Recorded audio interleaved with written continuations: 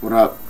What up, boxing fans? Is your boy Joel here. I'm here to talk about the fight between Victor Ortiz and Andre Berto and how that fight went. Basically, the fight went a little bit different how I thought it would be. I thought it would be a more closer fight. Pretty much Ortiz dominated the whole fight. Well, not the whole fight. He did get dropped twice, but in one of those same rounds, he dropped him again, and he dropped Berto again, and one of the other knockdowns was basically a knockdown because he was off balance. But it was a legitimate knockdown, but he didn't hit the floor. He wasn't hurt after, I believe that was the first knockdown.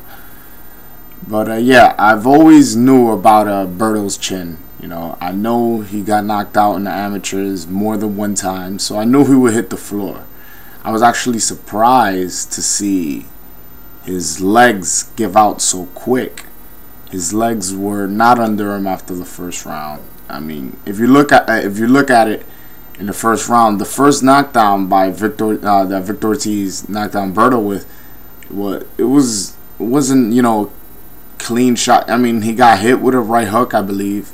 He just went towards the rope, and as Victor Ortiz was coming with a barrage of punches, Berto just threw himself down on the floor, which I found kind of weird, because it's the first round and the punch didn't seem to be that of a vicious shot where you need to take a knee, to avoid taking severe punishment or, avoid getting knocked out cold.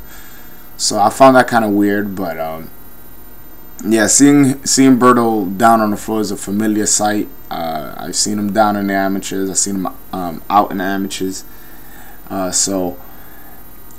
Knowing that information, I was favoring Victor Ortiz to win by decision. You can look at the video if you guys want. Yeah, I was favoring him to win by decision, and basically he did. I knew it was going to be knockdowns. I wasn't so sure about Ortiz's side because I never heard of him. I never seen his chin in question, neither in the amateurs or neither in the pros. His heart has been in question, but when he got stopped by McDonough, he got dropped a couple times and hurt, but he kept fighting through. And even though he was stopped, it was he did quit.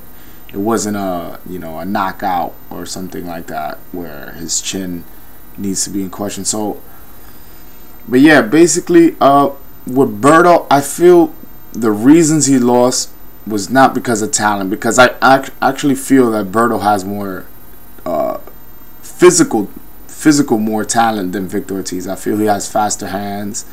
I feel they're about the same in power. I feel just little things that make the difference. I feel Berto has an advantage in foot speed. Maybe not durability as in chin, but the reason I feel he lost his fight is because he did everything like the cheap way, because obviously if you get a real strength and conditioning coach and not your little brother who competed in high school in wrestling, or college, whatever it was, if you got yourself a real strength and conditioning coach, maybe you will have your legs under you after getting hurt, after you won't gas out. I feel like he did that the cheap way instead of getting somebody like an Alex Ariza or Justin Fortune, some of these well-respected strength and conditioning coaches that other athletes have. You may have to dish out a little more money, but at the end of the day, it's your career on the line, so you basically might want to spend some money on that. I also saw that his corner, it had 4 people at times screaming at him. You hear his father screaming at him from the stand, from his front row seat that he had. You hear the trainer screaming at him. You hear his brother telling him what to do, and you hear the cut man telling him what to do. It's like, who's supposed to listen to? One of them at one point, one of them was telling him box, box, box, and the other one was like, oh, when he throws the left hand, back up, counter with the right uppercut. Another guy was like, oh, just relax, move around. So even though these are similar instructions, just hearing that all at once, you might lose the message that's trying to be sent. and I really couldn't hear what the father was saying, screaming at from the stands, but you could definitely hear him. And I knew it was him because of the accent, and Berto will sometimes look back, you know. So he seemed distracted. He looked scared coming into the ring. I knew Victor Ortiz had this in the bag. Well, I wouldn't say I knew, because I thought it would be a more competitive fight, and I wouldn't have been surprised Berto won.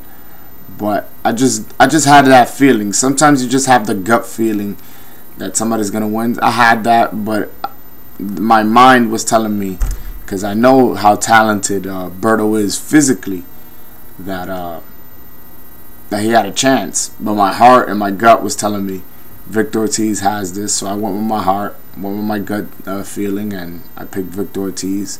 And basically for Victor Ortiz, what's next? Honestly, he's not going to fight Manny Pacquiao. Just think who promotes Pacquiao and think who promotes Victor Ortiz. There goes the answer. That fight won't happen. Floyd Mayweather. I'm not in love with that fight, but I can see Mayweather taking that fight because Victor Ortiz is southpaw, and maybe that's something he could get ready for before fighting Pacquiao. But I'm not a big fan of that fight. I think Floyd Mayweather should just fight Manny Pacquiao or just retire, because it's getting ridiculous now. It's not to say that Victor Ortiz is a bad fighter. I mean, he's really not, but it's just come on, Mayweather, just get that fight with Pacquiao and let's make it happen. And yeah, so what's up? What else is out there? If the two top guys, I think personally, are not going to fight him. Well, maybe Mayweather, but let's just say he stays retired, because he hasn't mentioned anything on the contrary. A lot of people have been sending me messages to what I think about Louis Collazo versus Victor Ortiz. I actually love the fight. Louis Collazo's from Brooklyn. He trains actually like 6-7 blocks away from my house. So, whatever. I guess I don't know him personally, but I guess I've seen him a few times, and I guess from that case. But I actually like that fight because I felt Collazo beat Berto, and that would be a nice segue fight after beating Berto to fighting Collazo, who I felt beat Berto the first fight. So that would be a nice fight. But Victor Ortiz said he doesn't want that fight, so I guess he said he wants the big fights. He wants to fight Pacquiao, wants to fight Mayweather, but we all know that's not going to happen. But other than that, I think he might try to unify the title, because that's something, you unify some titles, because that's something Golden Boy seems to be interested in doing. What did seem interested in doing with Saúl Canelo Alvarez, but Alvarez he couldn't make the 147. He could, he couldn't make 150, the catchweight fight with Ricky Hatton. So, he had to move up. So these two guys, I can't pronounce this guy's first name. Is Shenko. He is like Vilavi Shenko or something like that. I believe he holds the WBA title. The IBF title is held by John Zavik. Yeah, so maybe those two opponents for future opponents for Victor Ortiz. Zavik's a good fighter. He's a tough fighter. He's not a coward. He's willing to, come out his country. He's willing to host. He in his home country and fight. He wants the big fights. I have to give credit to John Zavik, man. This guy, he's willing, but obviously because he's not known in the States, he's not getting a lot of opportunities. But I've seen a lot of interviews. I've read a lot of interviews, and he's fought some tough guys, and as well as he's willing to leave and fight anybody. He's called out everybody, and unfortunately, due to his not being known, he hasn't gotten a fight. And yeah, so maybe he can get a fight with Ortiz, who draws a good crowd in LA. So basically, he doesn't really have to depend on who he's fighting to draw. So maybe that'll be a good fight. Plus, it's a unification fight, so it might draw. As far as Shenko is a fighter that's doesn't want to leave the Ukraine. He's a fighter that he's I don't want to use coward, because coward's a strong word, but he's satisfied with what he has in fighting in the Ukraine, making money and being unknown in America, as opposed to Zavik. Zavik wants to come to America.